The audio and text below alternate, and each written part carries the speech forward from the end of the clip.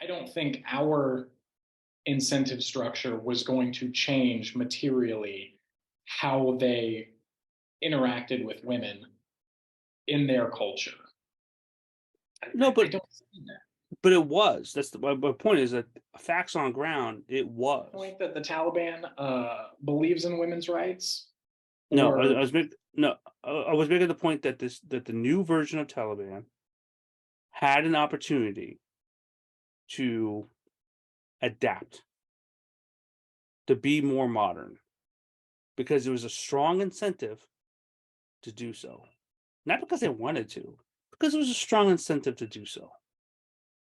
and what But was when the we took we were the incentive. We were present. We were present. Trump was negotiating, and they were like, "This guy doesn't fuck around." They got it right. If this is all he's asking for, I think we can. I think we can figure out a way. You know, and it's not gonna make my grandfather happy, but we could probably find a way, and we'll work with it within our constructs of our culture and where we want to drive our country. Right? We're not going to make it America, but we could do some things because it started out where women were in politics, women were in school. It started that way. We evaporated out, and now all of a sudden, women are no longer in politics. Women are no longer going to school because the incentive to change is no longer there. We were the incentive to change. Proximity, like you said earlier, proximity matters.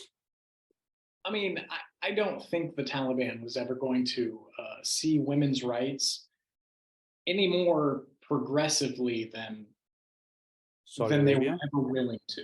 Like, I don't think our incentive structure was going to change materially how they interacted with women in their culture.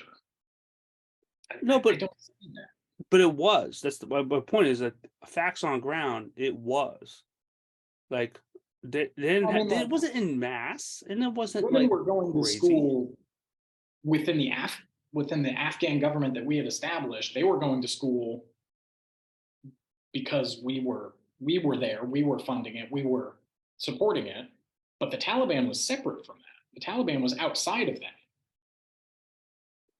Well, the problem is this debate is moot Yeah. because we never Well, got a chance to see if it would do an effect because I seem to somebody remember. decided to make it a dumpster fire instead because Afghanistan as a dumpster fire is the status quo.